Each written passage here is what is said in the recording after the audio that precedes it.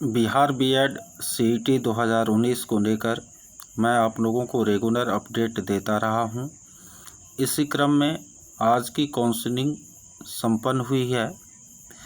तो आज की काउंसलिंग कराकर लौटे हुए जो छात्र हैं उन्होंने जो कुछ अनुभव हमसे शेयर किए हैं, उस आधार पर मैं आप लोगों को पुनः एक बार स्मरित कर रहा हूं कि यदि इंटरमीडिएट का आपको केवल प्रोविज़नल है, ओरिजिनल नहीं है, तो आप ओरिजिनल निकालने का भरसक जो है प्रयास कीजिए। क्योंकि आज भी एक लड़के ने मैसेज करके बताया कि सर मुझे ओरिजिनल के लिए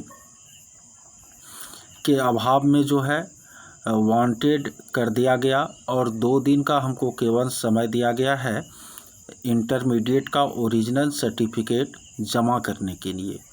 और जब मैं आज अपने कॉलेज गया तो वहाँ तो मुझे नहीं ही मिली, बोला गया कि कॉलेज में जो है ओरिजिनल नहीं आया है।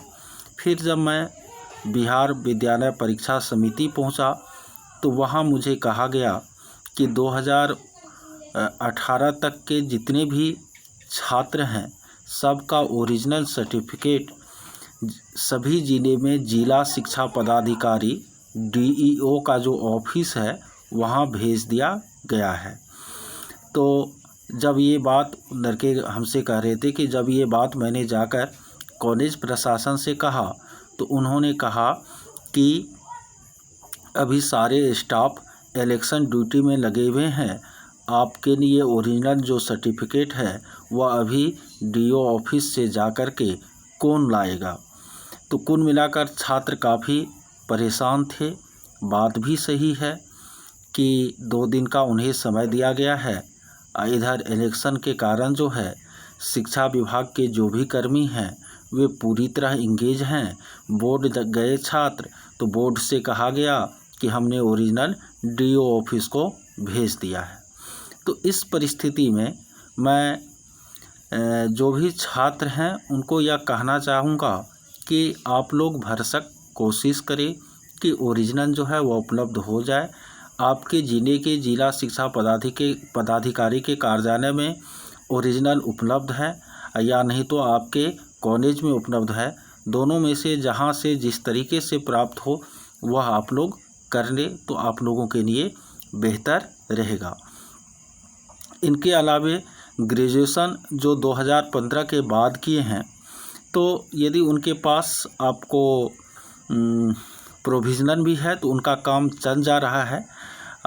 जो उससे पहले किए हैं तो वह ओरिजिनल जो है निकाल ले।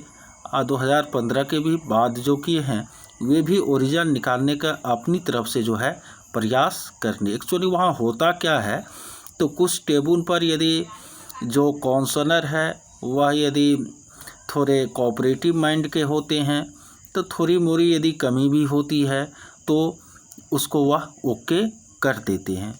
लेकिन आप मान लीजिए आपका जिस टेबल पर पकड़ाया वहाँ के काउंसलर यदि पूरी तरह नियम कानूनों के अनुसार काम कर रहे हैं और वे आपके डॉक्यूमेंट को बड़ी बारीकी से चेक कर रहे हैं तो ऐसी स्थिति में आपके लिए मामला फंस भी जाता है। इसलिए अभी आपके पास समय है तो आप कोशिश करें कि हम पूरी तरह जो है रेडी होकर के ही काउंसलिंग में जाए। साथ ही साथ एक और बात मैं बता रहा हूँ कि फ्लोटिंग और फ्रीजिंग, तो मैं आप लोगों से कहना चाहूँगा कि जिसको भी कॉलेज अलॉट हो गया है और यदि वह किसी भी स्थिति में अलॉट किए गए कॉलेज में एडमिशन लेने में सक्षम नहीं है तो तब जाकर के वह फ्लोटिंग करे। क्योंकि जो कॉलेज मिला वहाँ तो वह एडमिशन लेने में सक्षम है नहीं तो वह फ्लोटिंग करे। लेकिन यदि थोड़ी सी भी आपके लिए संभावना बन रही कि मैं वहाँ एडमिशन ले सकता हूँ, वहाँ पढ़ाई कर सकता हूँ, तो कृपया आप फ्लोटिंग नहीं फ्रीजिंग को अपनाएं। यह आपके लिए बेहतर रहेगा और यह मैं बहुत ही एक वाइटल सजेशन आप लोगों को दे रहा हूँ इसका आप लोगों को ध्यान रखना है। तो ये आज की कुछ अपडेट थी जो मैंने आप लोगों को दिया। फिर मिलते हैं इसी तरह अपडेट तो मैं देता ही रहता हूँ अगली वीडियो में। धन्यवाद।